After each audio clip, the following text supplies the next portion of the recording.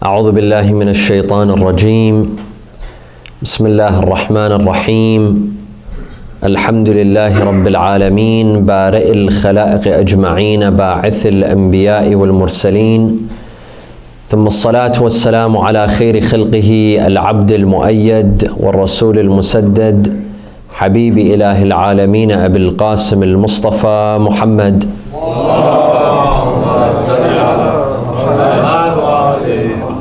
وعلى أهل بيته الطيبين الطاهرين وصحابته المنتجبين. صلى الله عليك يا رسول الله، صلى الله عليك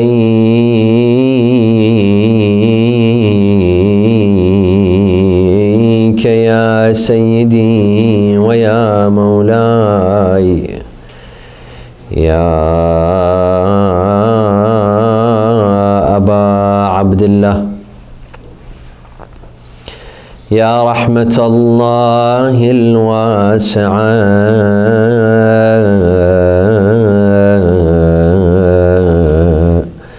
ويا باب نجاة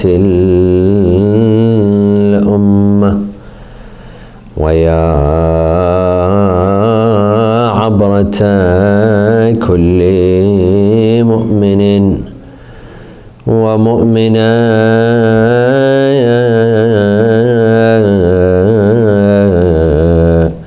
يا مظلوم يا غريب يا شهيد كربلاء، يا ليتنا يا ليتنا كنا معكم سادتي فنفوز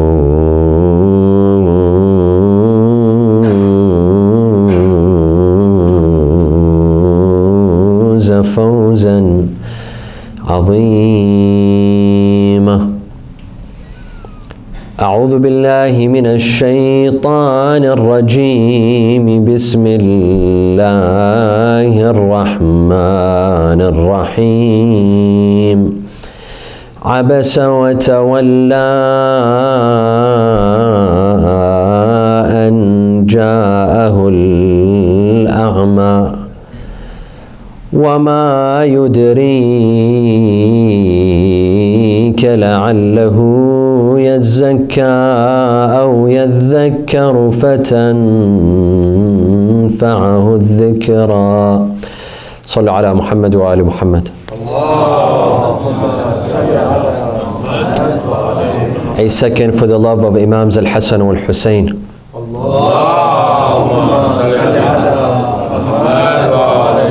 A third for the love of Fatima al-Zahra with your loudest voices.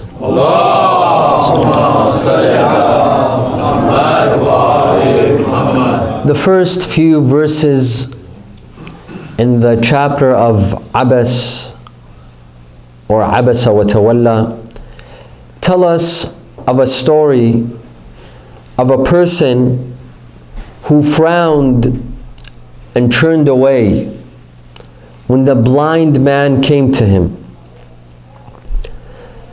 He frowned and turned away when the blind man came to him.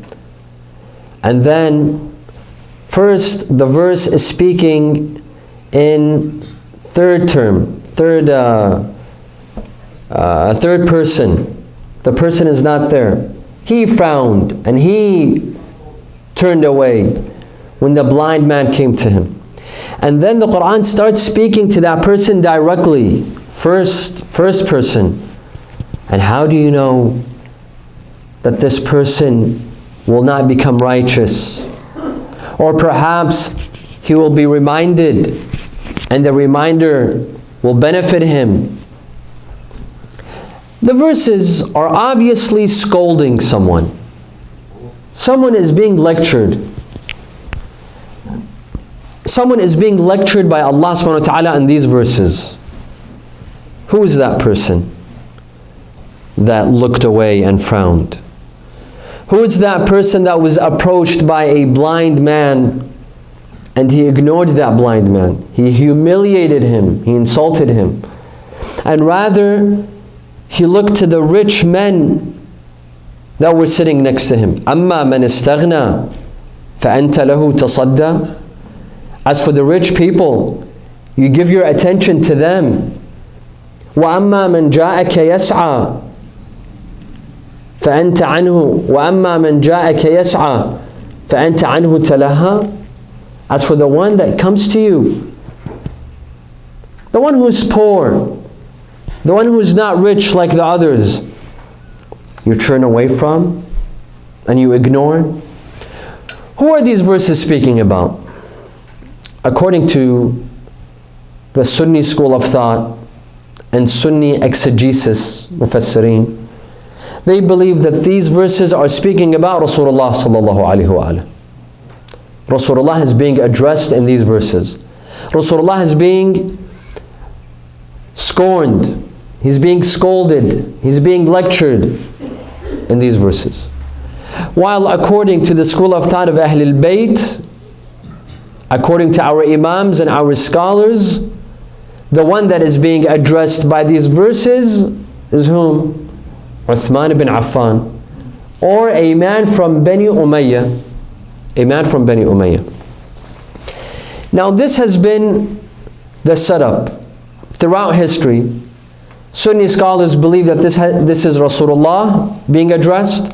Shi'i scholars believe that this is Uthman ibn Affan. And this is how it's been. However, there is one or two contemporary Shi'i scholars that believe this is not Uthman ibn Affan, but rather Rasulullah sallallahu alaihi wasallam. And this created a controversy. And this brought back the discussion that who is the verse, who are these verses speaking about? Tonight, my dear brothers and sisters, in the minutes that we have with you at your service, we want to see, first of all, why do our Sunni brothers and sisters believe that this is Rasulullah? Why? What proof do they have? What evidence do they have? Two, what evidence and proof do Shi'i scholars have when they say that this is Uthman ibn Affan? Do they have something personal against Uthman? Or we have proof and evidence. Three, are there any Shi'i scholars that believe this is Rasulullah and not Uthman, as it has been ascribed to some? Is this true? Are there Shi'i scholars that believe that this is Rasulullah and not Uthman? And fourth, what is our humble opinion on this topic? Objectively, unbiasedly, by looking at the evidence, by looking at the proof, what is our opinion? According to the Quran itself and according to the narrations, with all the evidence and proof that we have, what is the conclusion that we arrive at? The person that is mentioned in this verse, Abasa wa Tawalla, is this Rasulullah or is this someone else? Salli ala Muhammad wa ala Muhammad. Allahumma salli ala Muhammad. Keep in mind that we have been raised, we followers of Ahlul Bayt, we have been raised to believe, we grew up with this, that Rasulullah sallallahu alaihi wasallam has the perfect manners. No one has manners and akhlaq better than Rasulullah sallallahu alaihi wasallam. And the Quran testifies to this. The Quran says, وَإِنَّكَ لَعَلَى خُلُقٍ عَظِيمٍ. You have high manners, you have the greatest manners. And he himself, Rasulullah, states that I was sent to perfect people's manners and akhlaq. إِنَّمَا بُعِثْتُ لِأُتَمِّمَ مَكَارِمَ الْأَخْلَاقِ. Rasulullah sallallahu alaihi wasallam has the best manners. Is it possible that Rasulullah, that was sent to perfect people's manners, that Allah tells us that He has the greatest of manners, is it possible that Rasulullah frowns at a blind man and turns away from a blind man and gives his attention to rich men and ignores the poor blind man? Is this the akhlaq of Rasulullah sallallahu alaihi wasallam? Is this the Rasulullah that we have been raised to know? Or is it someone else? It's one of the companions of Rasulullah. It was him that frowned and turned away from the blind man. However, there were some people that tried to protect this companion. Protect him at the cost of whom? At the cost of Rasulullah. Instead of putting the blame on this companion, they said, you know what? Well, we can't change the verse. We can't change the words of the verse, so let's change the meaning of the verse. Instead of saying that it was revealed about Rasulullah, let's say that it was, instead of saying that it was revealed about so-and-so, Uthman ibn Affan, let's say that it was revealed about Rasulullah sallallahu alaihi wasallam. This is a possibility as well. Or some might say, and there are some from our communities, from the Shia community, there are some that ascribe themselves to the Islamic seminary and are scholars. They say, you know, we Shia, we should not be too naive. Rasulullah is a man at the end of the day. He's a human. And human beings, they have emotions. Sometimes they get angry, they frown, they turn away, they get upset. The Prophet is a human being. At the end of the day, he's not supernatural. He's not a superhuman. He's a human being. So it's possible that Rasulullah could have frowned and turned away, just like any human being. Is this also a possibility or no? Let's see. Let's first off begin with the Sunni opinion on this verse. They believe that it was revealed regarding Rasulullah sallallahu alaihi wasallam. Why? Let us see. Sallu ala Muhammad wa ala Muhammad.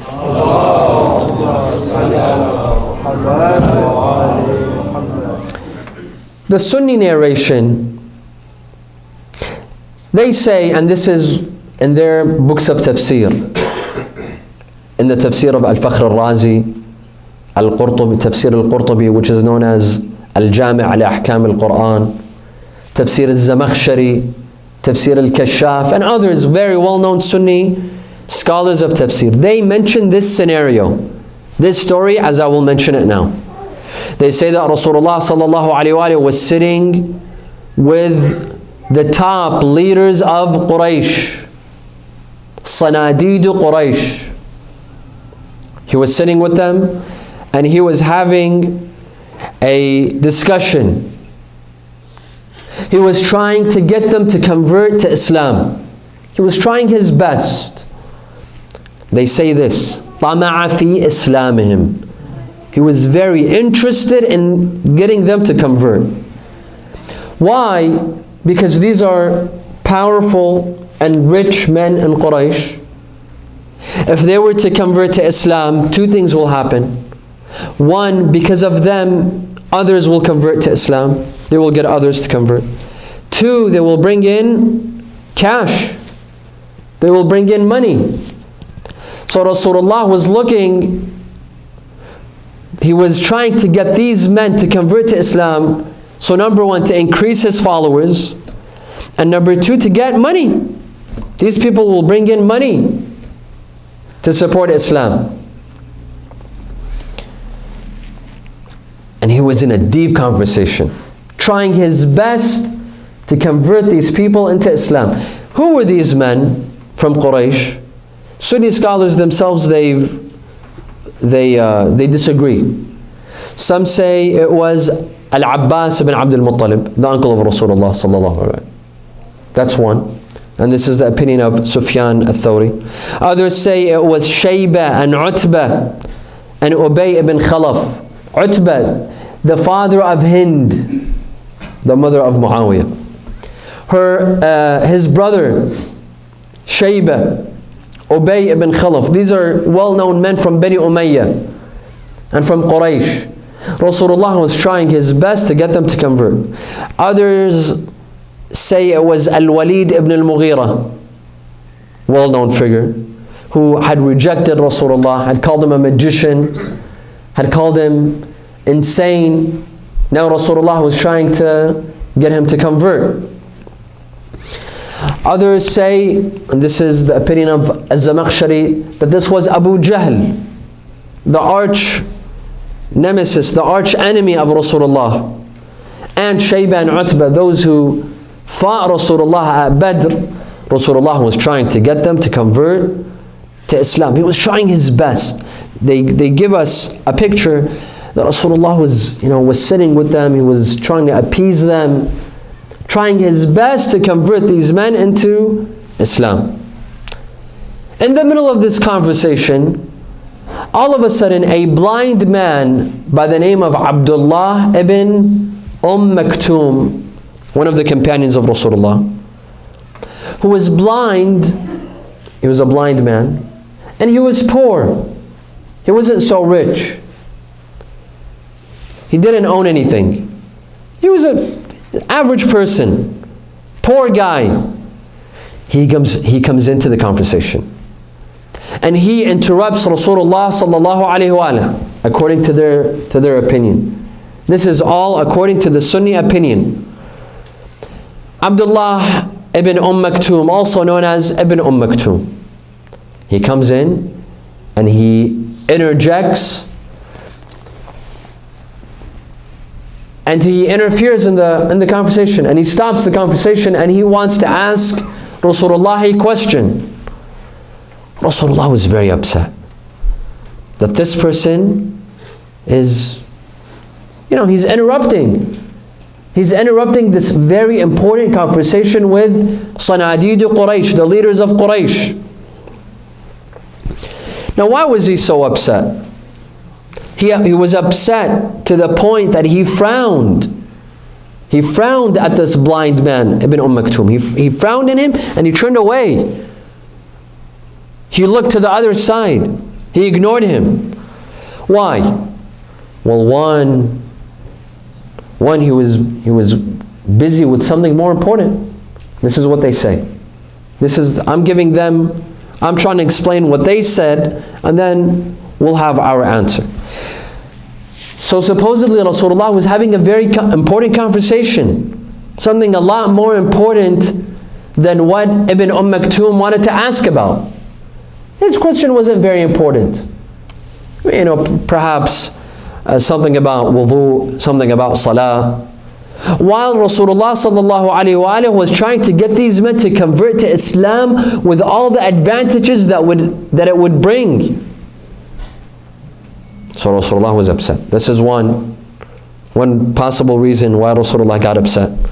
Two, perhaps because Ibn Maktoum's question wasn't very important. He could have waited. It wasn't like it's an emergency that he had to interrupt Rasulullah. He could have waited 30 minutes, more, less. He could have waited until Rasulullah finished, then he could have interrupted. But he didn't. He interrupted. He couldn't wait, so Rasulullah frowned. Three, one possible reason is that interrupting a conversation, whether it's important or non-important, that's annoying. You know when you're having a conversation with your wife and your kids come and disturb you, they come and interrupt you, they come and ask, they want food, they want water, they want something, and you get annoyed. You're having a deep conversation with your wife, you haven't seen her all day, you just came back from work, and now your child interrupts. Or you're having a conversation with your friend and your wife interrupts. Or your husband interrupts.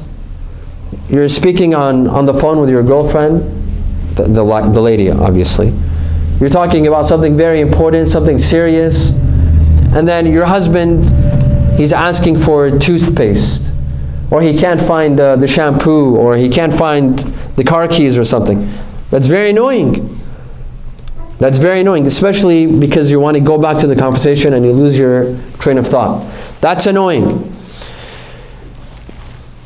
This is a reason. Another reason, and this is what they say, this is what the Sunni narration says, that Rasulullah sallallahu alaihi wasallam was annoyed. One of the reasons why he was annoyed is that he's talking to these rich men from Quraysh, Sanadid Quraysh. powerful, aristocrats, very rich, very important people. All of a sudden this blind, poor person comes and interrupts, and he speaks to Rasulullah.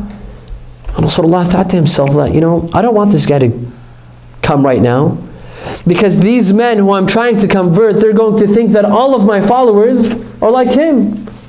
All of my followers are blind, they're poor, they're low class, they're from the poor class, and these guys are going to be turned off. They're going to think that if Muhammad's followers are like him, then you know what? Forget it. Forget it. قال في نفسه, this is exactly what Al-Qurtubi mentions in his tafsir. قال في نفسه, Rasulullah, he said to himself, يقول هؤلاء إنما أتباعه العميان والسفل والعبيد. These men are going to think to themselves that all of my followers are blind, they're poor, and they're from the low class. So basically Rasulullah was embarrassed of Ibn Maktoum. He was embarrassed. He didn't want him to show up. He wanted him to stay away because he was on a mission, and he's embarrassing him.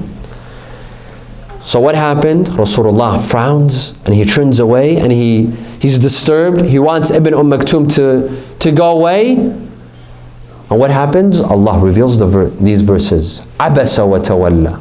He frowned and he looked away. And ja'ahu al-a'ma, when the blind man came to him. وَمَا يُدْرِيكَ لَعَلَّهُ يَزَّكَّى. And how do you know? Apparently, according to the Sunni opinion, that Allah is addressing Rasulullah. He's telling him, Ya Rasulullah, how do you know? Perhaps this blind man will become righteous. أَوْ يَذَّكَّرُ فَتَنْفَعَهُ الذِّكْرَى. Or he will remember, and the remembrance will benefit him. أَمَّا مَنِ اسْتَغْنَى فَأَنْتَ لَهُ تَصَدَّى. As for the rich men of Quraysh, you give your attention to them. وَمَا عَلَيْكَ أَلَّا يَزَّكَّى. What's it to you if those rich men are guided or not guided? What's it to you? وَأَمَّا مَنْ جَاءَكَ يَسْعَى وَهُوَ يَخْشَى فَأَنْتَ عَنْهُ تَلَهَا. As for the one that comes to you, that comes and makes an effort who came to you, and he has fear of Allah, you ignore him? So supposedly the verses are speaking about Rasulullah. Allah is lecturing Rasulullah. He's scolding him, he's scorning him for this misbehavior, for this lack of manners, for this arrogance towards this blind man, this poor man by the name of Ibn Maktoum. And they narrate that Rasulullah, whenever, after being lectured by Allah, whenever he would see Ibn Maktoum, he would tell him, Marhaban, Marhaban biman aatabani fihi Rabbi. Hello, or welcome to the person whom I was lectured because of by Allah. Allah lectured me because of you. Welcome. He would welcome him, and to make things up for him, to Ibn Maktoum, whenever Rasulullah would leave Medina, he would let Ibn Maktoum lead prayers in his place to make it up for him, to make him feel better. He would let Ibn Maktoum lead prayers in his place. Now this is the Sunni opinion. Sallu ala Muhammad wa ala Muhammad.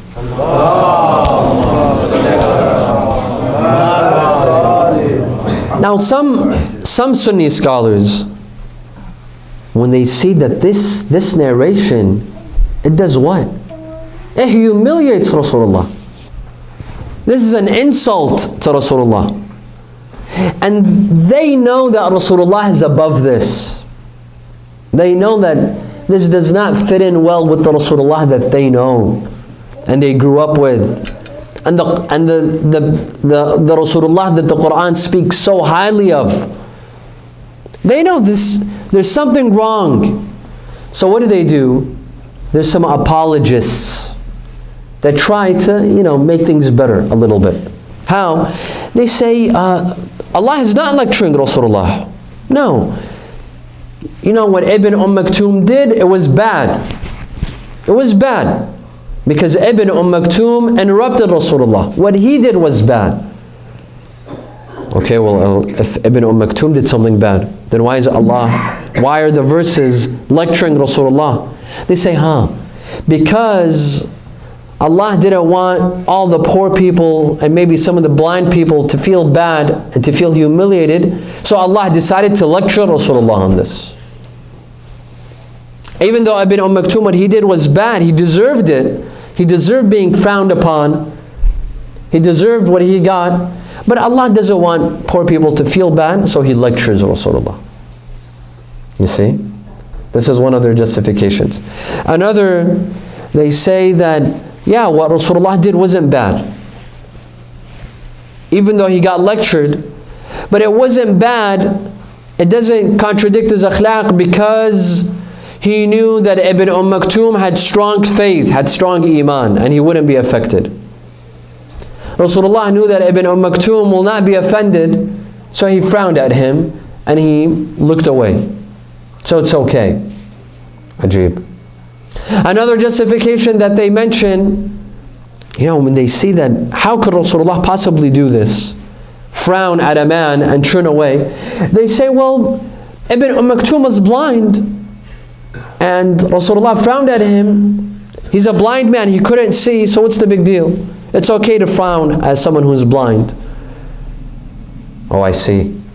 It's okay to frown at someone who's blind just because he can't see. It's okay to frown at him. I suppose it's okay to steal a blind man's money as well. If he can't see, you could steal his food. You could steal his money because he can't see. So that's fine. Obviously, these justifications are not acceptable. They don't make sense. And they're not compatible with the Rasulullah that we know. This is a Sunni opinion. Now, what is the Shia opinion? You've heard one side of the story. You've heard what the Sunni scholars have had to say about these verses, Abasa wa Tawalla. Now let's hear what Shi'i scholars have said about these verses. Sallu ala Muhammad wa ala Muhammad.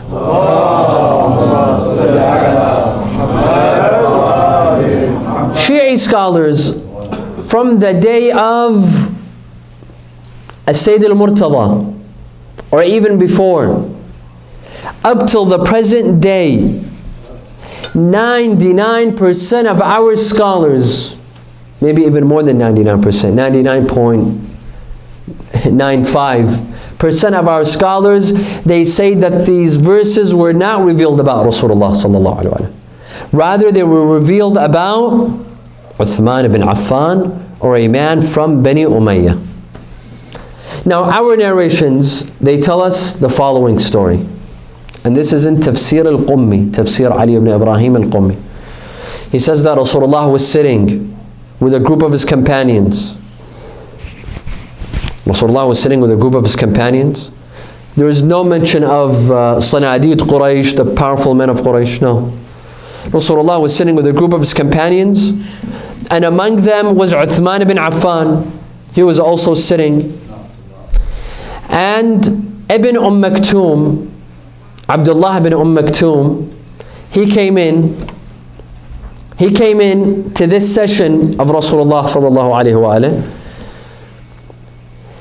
Ibn Maktoum comes and sits next to whom? Uthman. Uthman, we'll talk about this later. We'll get to this, the personality of Uthman. Uthman, when he saw Ibn Maktoum, who was poor, who was blind, who was from, who was not so fortunate, when he saw Ibn Maktoum came and sat next to him, Uthman frowned and looked away. How could this man, Ibn Maktoum, out of all the places he chooses and comes and sits next to me? Doesn't he know that I'm rich? Doesn't he know that I'm Uthman ibn Affan? I'm from Bani Umayyah. So he frowned and he looked away because a poor man came and sat next to him. And here the verses were brought down. Abasa wa tawalla an ja'ahu al-a'ma. He frowned and he looked away when the blind man came and sat next to him. وَمَا يُدْرِيكَ لَعَلَّهُ يَزَّكَّى. Oh Uthman, how do you know? What do you know? Perhaps this person will come and benefit from Rasulullah. He will become righteous. He will learn. He will receive a remembrance. And he will benefit from that remembrance. أَمَّا مَنِ اسْتَغْنَى فَأَنْتَ لَهُ تَصَدَّى. As for the rich men, your friends, you give them your attention. Well, when a poor man like Ibn Maktoum comes, you gather your clothing. You gather your clothes as if, as if his poverty will, you'll pick up his poverty, as if it's like an illness that you're afraid you will catch. So the verses come regarding Uthman ibn Affan. This is according to Tafsir al-Qummi. According to Tafsir Majma' al-Bayan by Shaykh al-Tabrasi, he says, روي عن الصادق عليه السلام أنها نزلت في رجل من بني أمية كان عند النبي فجاء ابن مكتوم فلما رآه تقذر منه وعبس في وجهه وجمع نفسه وأعرض بوجهه عنه. He says that Rasulullah was sitting with a group of people, and a man from Bani Umayyah, Imam Sadiq alayhi salam, he says a man from Bani Umayyah. He doesn't tell us what his name is, and I will remark on this in a couple of minutes. A man from Bani Umayyah was sitting. Ibn Maktoum comes and sits next to that man from Bani Umayyah. That man from Bani Umayyah, he was disgusted by that poor man, by the blind man. Maybe his clothing wasn't so perfect. And this man from Bani Umayyah, he's rich. So he gathered himself. He gathered his clothing. And he frowned and he looked away. He frowned and he looked away. And then Shaykh al-Tabrasi in Majma' al-Bayan, he tells us more. That when Rasulullah sallallahu alayhi wa alihi, when he would see Ibn Maktoum, he would say, مرحبا مرحبا لا يعاتبني فيك ربي أبدا. He would welcome him and he would say, my Lord will never lecture me about you. You see the difference between the two traditions? Between the two narrations? The Sunni narration would say that Rasulullah would tell Ibn Maktoum that what? I welcome the one that Allah lectured me about. In this narration, the Prophet says, my Lord will never lecture me about you. Meaning what? Meaning that if some people assume that I was lectured about you, no, it's not me. لا يعاتبني فيك ربي. My Lord will not scold me or lecture me because of you. Now, Imam Sadiq alayhi salam in this narration, he says, رَجُلٌ مِّن بَنِي أُمَيَّةٍ. Someone from Bani Umayyah. He doesn't say who. Most likely it's whom? It's whom? Uthman ibn Affan. Uthman ibn Affan is from Bani Umayyah. But why doesn't Imam Sadiq mention his name? Out of taqiyya. Out of taqiyya, Imam Sadiq, because we know that in some majalis, in some gatherings, Imam Sadiq, in the gatherings of Imam Sadiq, there were spies in the gatherings of Imam Sadiq. And this was at the time that Bani Umayyah, they were in power. So if Imam Sadiq were to bring the name of Uthman ibn Affan, who was very revered by Bani Umayyah, and there are spies in his gatherings, this would put him in trouble. Thus, most likely, I presume, this is my own personal analysis, that Rajulun min Bani Umayyah most likely is Uthman ibn Affan. And the Imam is practicing taqiyya. Notice the distortion in the narration. In the first narration, the Sunni narration, the Prophet welcomes Ibn Maktoum and he says, this is the one that Allah lectured me because of. In this narration, the Prophet says, my Lord will never lecture me because of you. You see the difference? صلى على محمد وعلى محمد.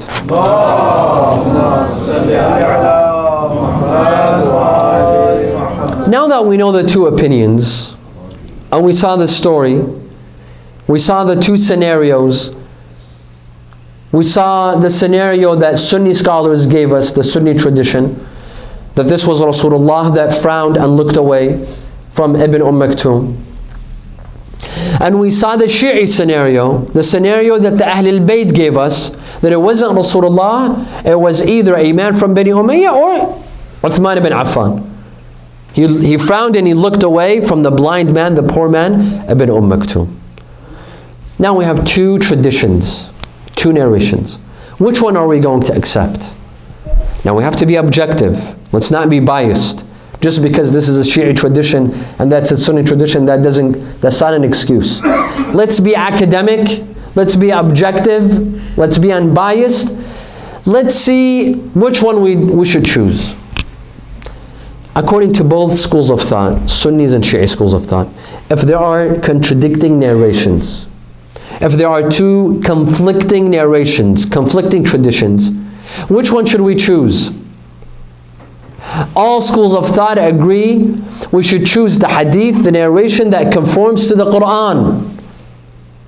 The one that is compatible with the Quran we choose, and the one that is not compatible with the Quran, the one that contradicts the Quran, we neglect, right?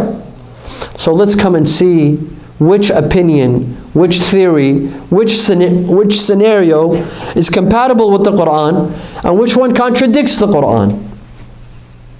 Let's choose the Sunni opinion, the one that says it was Rasulullah that frowned and looked away.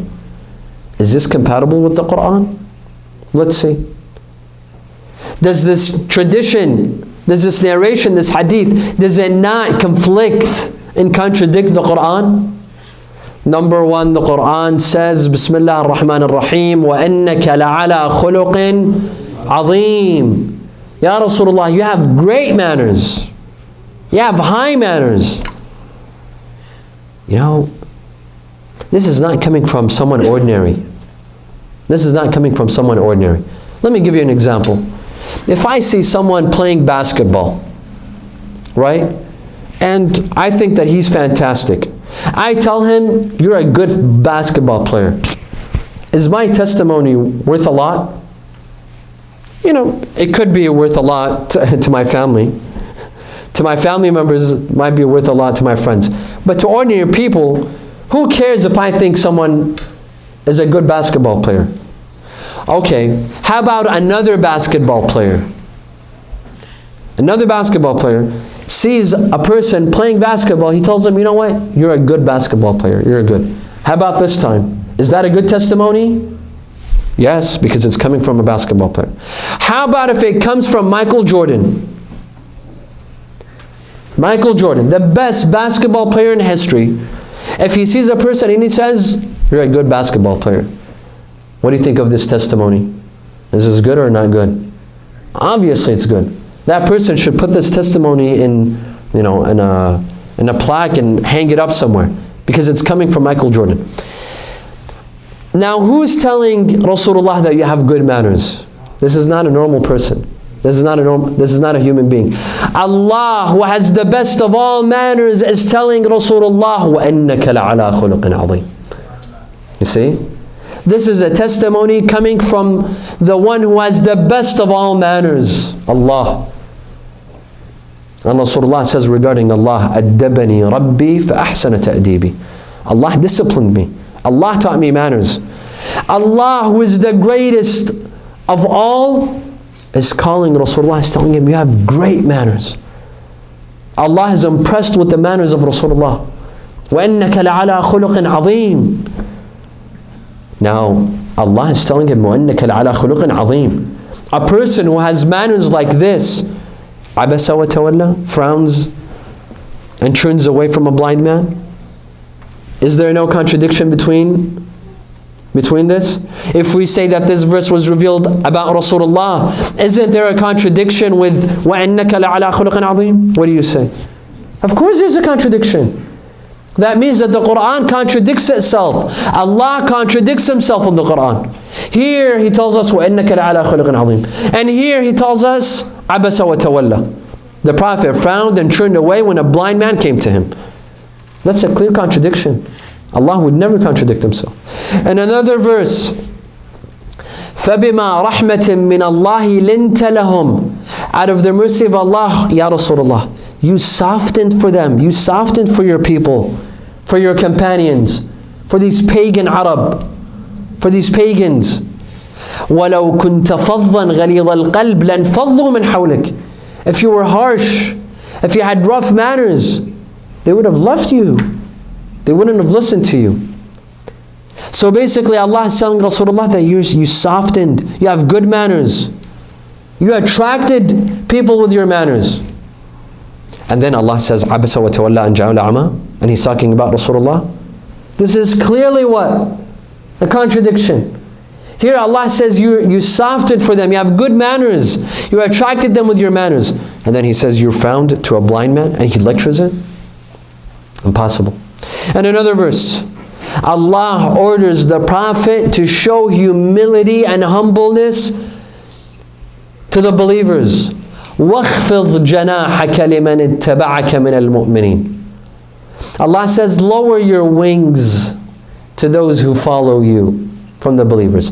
Lower your wings. What does that mean? Lower your wings. Have you seen birds? Have you seen peacocks?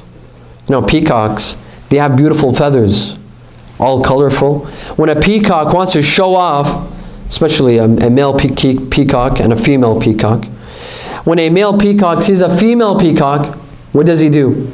He shows off his feathers. It's a sign of arrogance. He's showing off.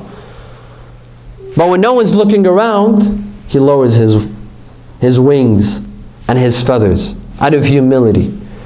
Allah tells, and there's a lot of verses. For example, there's verses that speak to children regarding their parents. وَاخْفِضْ لَهُمَا جَنَاحَ الذُّلِّ مِنَ الرَّحْمَةِ. Lower your wings towards your parents, meaning show them humility. Show them humbleness. Allah subhanahu wa ta'ala orders the Prophet to show humility and humbleness to the believers. If these verses, عَبَسَ وَتَوَلَّى, we're talking about Rasulullah, is this humility? Is this humbleness? This is what? This is arrogance. That means Rasulullah is disobeying Allah. That means Rasulullah committed a sin. That means Rasulullah is not a ma'soom, not infallible. Do you accept this? Do we accept this? I don't think even our Sunni brothers and sisters accept this. But they have to think. They have to look at other verses and compare and contrast. If you think that Rasulullah was the one that frowned and looked away, that means he's not even infallible. Let alone, his akhlaq. He's not even infallible, because here Allah tells him that lower your wings to the believers. Show humility. In another verse, بِالْمُؤْمِنِينَ رَؤُوفٌ رَحِيمٌ. The Prophet is all merciful to the believers. In another verse, وَمَا أَرْسَلْنَاكَ إِلَّا رَحْمَةً لِلْعَالَمِينَ. We sent you, Ya Rasulullah, as a mercy for mankind. What kind of mercy is this? That the Prophet frowns and he looks away. صلوا على محمد وآل محمد.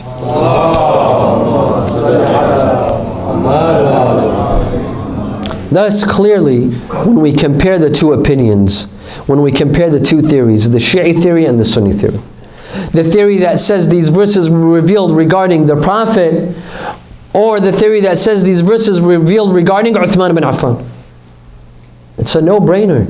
When we look at the Quran, we examine the Quran, if we were to think that these verses were revealed regarding the Prophet, we are contradicting the Quran itself. This contradicts the Quran.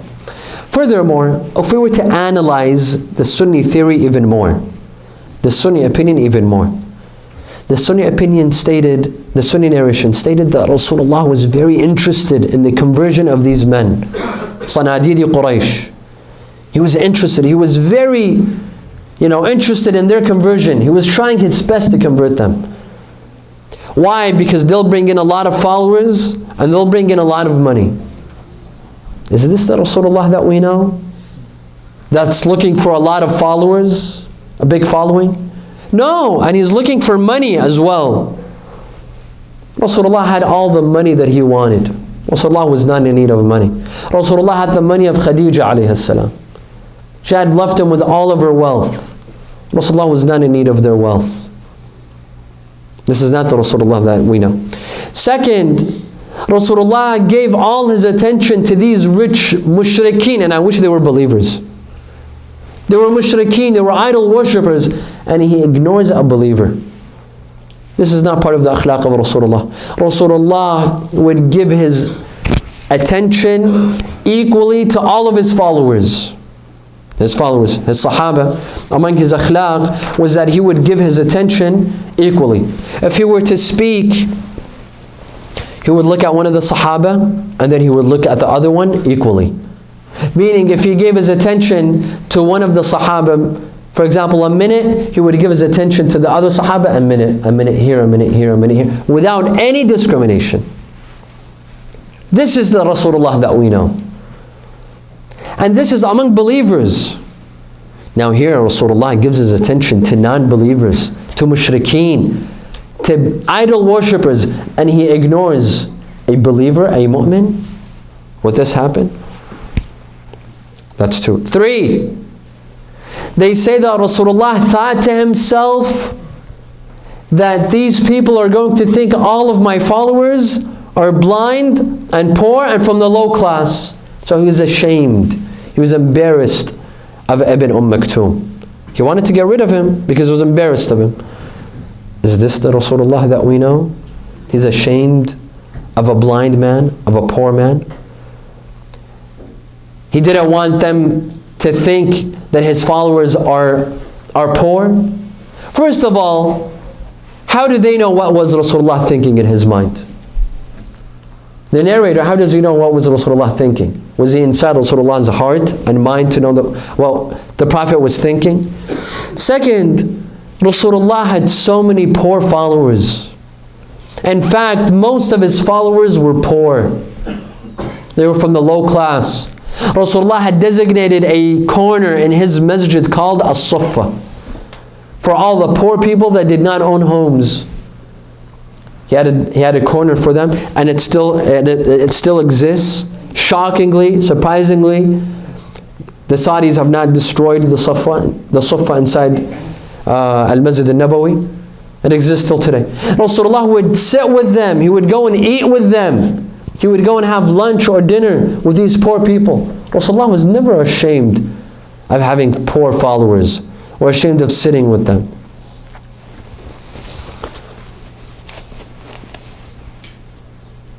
They say that this story does not contradict the infallibility of Rasulullah sallallahu alaihi wasallam. Yes, perhaps it does not contradict his infallibility, but it contradicts his akhlaq. You know, when you read these books of tafsir by Sunni scholars, they tell you that at the end of the day, it does not conflict with the infallibility of Rasulullah. Let's say it does not conflict with the infallibility of Rasulullah. What about his akhlaq? Does it conflict with the akhlaq of Rasulullah? Rasulullah, who had the best of akhlaq with his enemies, let alone his followers. The story of the Jewish lady, his neighbor, who would bring out trash and would put it in front of the house of Rasulullah every day. Rasulullah never heard her, never yelled at her, never insulted her. On the contrary, when she fell ill, one day Rasulullah comes out of his house and he sees that there's no trash.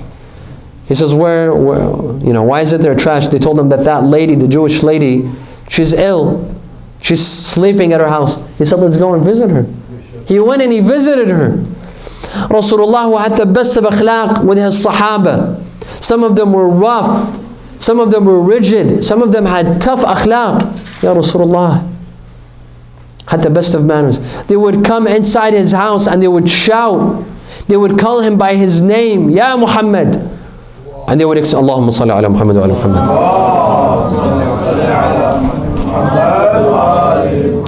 They would go inside his house without asking for permission.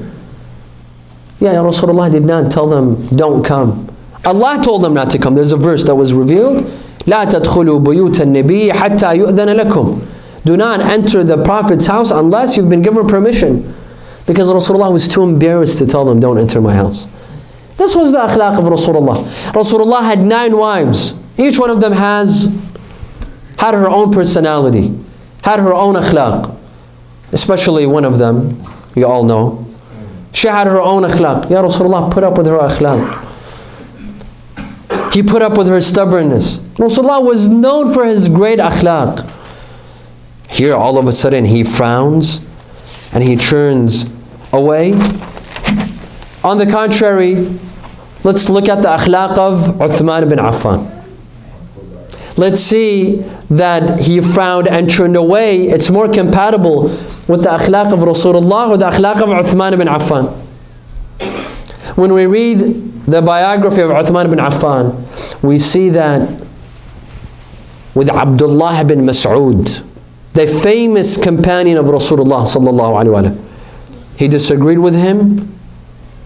He beat Abdullah ibn Mas'ud to the point that his ribs were broken. And if you want a Sunni source, Murawwij al-Dhahab, I apologize, Ansab al-Ashraf lil-Baladhuri, Sunni scholar, a Sunni source. He mentions that Uthman ibn Affan, he beat Abdullah ibn Mas'ud, the famous Sahabi of Rasulullah, to the point that he broke his ribs. Is this akhlaq? Is this manners? With Ammar ibn Yasir, very well known Sahabi of Rasulullah, who Rasulullah loved. In fact, he's among those who Rasulullah told him his place in paradise. Sabran ya ala Yasir fa inna maw'idukum al-Jannah. When his parents died, Yasir and Sumayya, Rasulullah, he eulogized them and he told Ammar, Sabran ya ala Yasir, have patience, your place is in paradise. Ammar ibn Yasir was abused, physically abused by Uthman ibn Affan numerous times. At times he was pushed, at other times he was beaten. Once Ammar ibn Yasir was, he objected to Uthman. He told him that, some of the things that you're doing are not Islamic. When Uthman ibn Affan was in office, when he was the Khalifa, Ammar was brave. He objected to him. Uthman told his people, grab Ammar, pull his hands and his feet with ropes, and then he came and he beat Ammar severely until Ammar had hernia. He had a hernia because of the beating that he received at the order of Uthman ibn Affan. Is this akhlaq? Are these manners? And again, this will be found in Ansab al-Ashraf by al-Baladhuri, who's a Sunni scholar. I'm not mentioning any Shi'i sources. Was he not the one, Uthman ibn Affan, was he not the one that sent Abu Dhar al-Ghifari into exile? He sent him to Al-Rabada, the famous Sahabi of Rasulullah sallallahu alaihi wasallam, the one who always spoke the truth, he never lied, to the point that Rasulullah sallallahu alaihi wasallam stated regarding Abu Dhar, he said, "Ma adallat al-khadra, wa la aqallat al-ghabra, ala dhi lahjatin asdaq min Abi Dhar." That the sun has not risen on someone who is more honest and truth-speaking than Abu Dhar. He sends him to Al-Rabada. And Abu Dhar was ill. He dies by himself. He needed medical attention. He dies. And when Ammar objected to Uthman ibn Affan for sending Abu Dhar to Al-Rabada, Uthman told Ammar that I'll send you as well. I'll send you as well. Imam Ali alayhi salam came and objected to Uthman. He told him, you know what? You are also deserving of being sent into exile. Yeah. Uthman tells Imam Ali alayhi salam. He threatens him by sending him into exile. In fact, today I was doing some research, even though this lecture was prepared a long time ago. Today I was reading about the akhlaq of Uthman. Many times I found him to curse at some of the Sahaba, use foul language with some of the most prominent Sahabi. With Abdullah bin Mas'ud, with Ammar bin Yasir. He uses some of the dirtiest language with Ammar bin Yasir. Is this akhlaq? Read Ansab al-Ashraf by al-Baladhuri. and see some of the akhlaq of Uthman ibn Affan. Was he not the one that beat his wife Kulthum, the daughter of Rasulullah sallallahu alaihi wasallam? If Kulthum is the daughter, this is obviously a debate that Rasulullah, did he only have Fatima al-Zahra as his daughter, or he had 3 other daughters, Zainab, Kulthum, and Ruqayya, or were they the daughters of the sister of Khadija, yet were raised at the house of Rasulullah? Anyway, there's a debate. There are some that say they were the daughters of Rasulullah. Some say that Kulthum is the daughter of Rasulullah. Some historians say. He beat Kulthum, the daughter of Rasulullah, to the point that after 3 days she died. She died. And this is also in Ansab al-Ashraf by al-Baladhuri. The one who beats the daughter of Rasulullah to the point that he killed her. And when he killed her, when she died, Rasulullah cursed him. He said, قَتَلَهَا قَتَلَهُ اللَّهِ. He killed her, may Allah kill him. This is the akhlaq of this man. Now, you have a verse, عَبَسَ وَتَوَلَّى أَنْ جَاءَهُ الْأَعْمَى. He frowned and turned away when a blind man came to him. Now you have 2 options. To say this was Rasulullah or this was Uthman ibn Affan. You make that choice. Who do you say? Have some, be objective. Let's be objective. And I wish that our Sunni brothers and sisters, who inshallah hopefully will listen to this, I hope they will be objective and they decide that this verse, he frowned and he looked away, it's more befitting of Rasulullah or it's more befitting of Uthman ibn Affan. They say that this the verses are speaking to Rasulullah. عَبَسَ وَتَوَلَّى أَنْ جَاءَهُ الْأَعْمَى وَمَا يُدْرِيكَ لَعَلَّهُ يَزَّكَّى. The verses are speaking. And in the Quran, Allah only speaks to Rasulullah. And in these verses, first it's speaking in third person, then it turns into first person. وَمَا يُدْرِيكَ. And how do you know? Perhaps he becomes righteous. They say, see, it's obviously the verses are addressing Rasulullah, because in the Quran, Allah only addresses Rasulullah. First of all, who told you that? Who told you that Allah only addresses Rasulullah? We see in many cases in the Quran, Allah addresses others. Allah addresses Fir'aun in the Quran. الآن وقد عصيت قبل وكنت من المفسدين. Allah addresses Fir'aun. فَالْيَوْمَ نُنَجِّيكَ بِبَدَنِكَ. Today we preserve your body. Allah speaks to Fir'aun. Allah addresses Shaitan in the Quran. فَخْرُجْ فَإِنَّكَ مِنَ الصَّاغِرِينَ. Leave paradise. Leave. Allah addresses Shaitan. وَشَارِكْهُمْ فِي الْأَمْوَالِ وَالْأَوْلَادِ.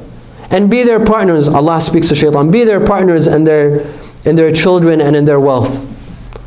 So the same way that Allah addresses the Prophet in the Quran, Allah addresses others in the Quran. That's not sufficient proof.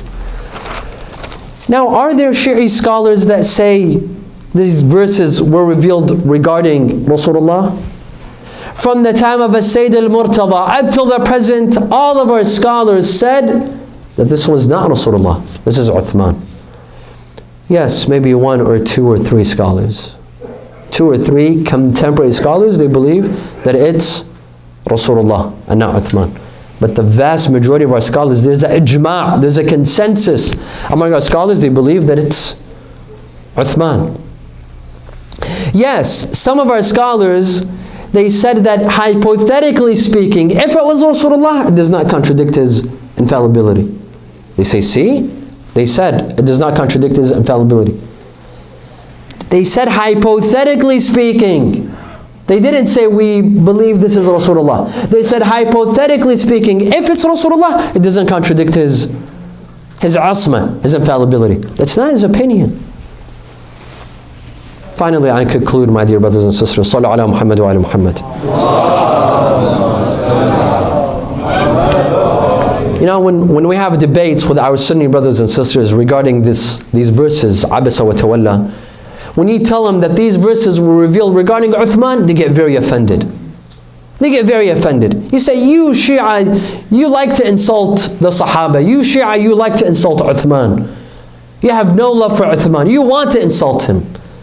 Oh, I see. So if we ascribe these verses to Uthman, it's an insult. But if we ascribe them to Rasulullah, it's not an insult. It's not an insult. You get offended when we say this is Uthman, but you don't get offended when you say this is Rasulullah. I wish that you would love Rasulullah as much as you love Uthman ibn Affan. That's all I say. I wish that you would love him, Rasulullah, as much as you love Uthman. They are willing to humiliate and insult Rasulullah just to protect some individuals. Is this fair? They narrate that Rasulullah sallallahu alaihi wasallam one day was sitting with a group of his Sahaba, and his legs were extended and his clothing was away. His thighs were showing. Imagine. They say Rasulullah's his thigh was showing. His leg and his thigh was showing to the Sahaba. Abu Bakr came in, Rasulullah remained sitting. Umar came in, Rasulullah remained sitting. Uthman came in, immediately Rasulullah got up and he covered his thigh and he covered his legs. They told him, why, Ya Rasulullah? He said, because this is Uthman. تَسْتَحِي مِنْهُ الْمَلَائِكَةِ. The angels are embarrassed of Uthman. You don't want me to be shy and embarrassed of Uthman? They denigrate, they degrade Rasulullah to this degree only to bring honor and respect for whom? For Uthman. This is a tragedy, wallahi al-azim. This is a tragedy. That some Muslims are willing to disrespect, and they say, don't disrespect the Sahaba. You're disrespecting Rasulullah, and you're worried about disrespect for the Sahaba? For you, it's okay to disrespect Rasulullah and say that Rasulullah frowned and he turned away, but not the Sahaba? And you're willing to distort the meanings of the verses? Shame. It's a shame. Uthman. وَمَا أَدْرَاكَ مَا Uthman. Who brought Muawiyah to power? Who brought Yazid to power? Who was the first among Bani Umayyah to come to power? When Uthman came, he ruled for 12 years. He brought Bani Umayyah. Bani Umayyah were kicked out by Rasulullah sallallahu alaihi wasallam. He brought Marwan ibn al-Hakam. He gave him land. He gave him power. He brought Abu Sufyan. He brought Muawiyah. And the one responsible for Yazid was Uthman. He brought them. He brought his family members to power. Thus, whether they like it or not, one of those who had a hand in the tragedy of Karbala and whose hands were stained by the blood of Imam Hussein was Uthman. Because otherwise Bani Umayyah would not have come to power. La ilaha illallah. Let's come to Imam Hussein alayhi salam and let's see which sacrifice he has to offer us today. Habib ibn Mudahir, this great scholar, this great companion of Rasulullah and of Amir al-Mu'mineen, of Imam al-Hasan and of Imam al-Hussein. This old companion of Rasulullah was in Karbala.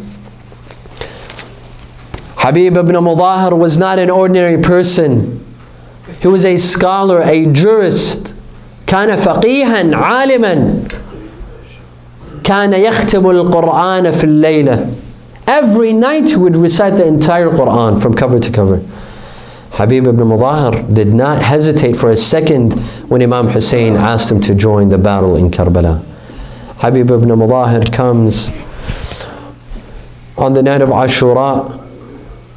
Sayyidah Zainab alayhi salam was very worried. She was very worried. She saw Imam Hussein alayhi salam all by himself with only a handful of his companions. She was afraid that some of his companions would leave him.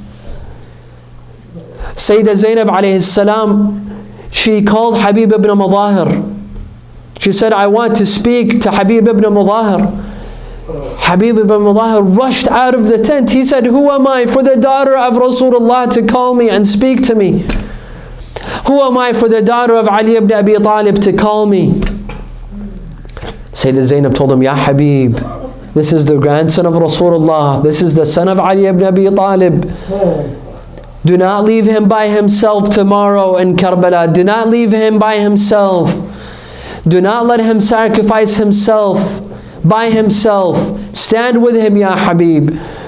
Habib said, لَأَنْعُمَنَّكِ عَيْنَا Ya bint Rasulullah, I will make you proud, O daughter of Rasulullah.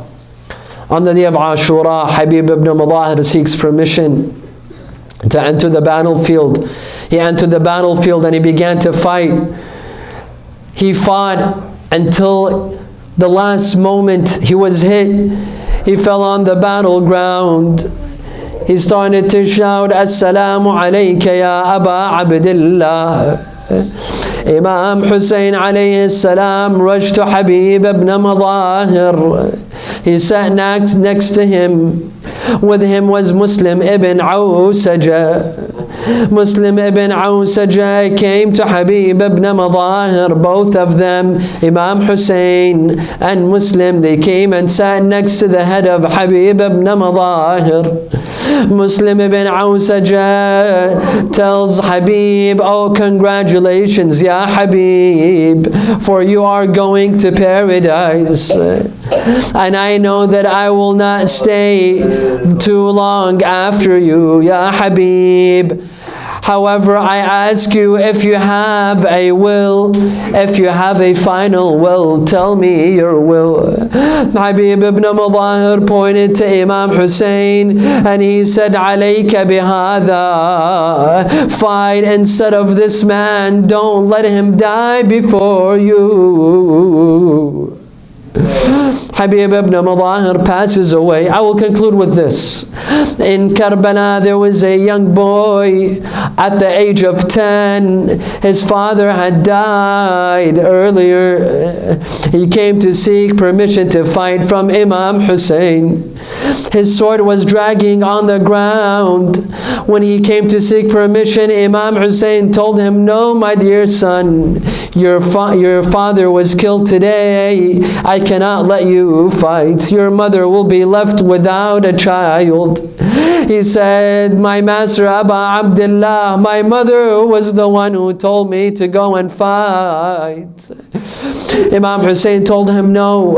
The child goes to his mother. He tells her, Imam Hussein did not allow me to fight. The mother comes, she holds her son from his hand and she brings him to Imam Hussein, and she told him, Aba Abdullah, أتذكل بك أمك الزهراء ولا أذكل بولدي.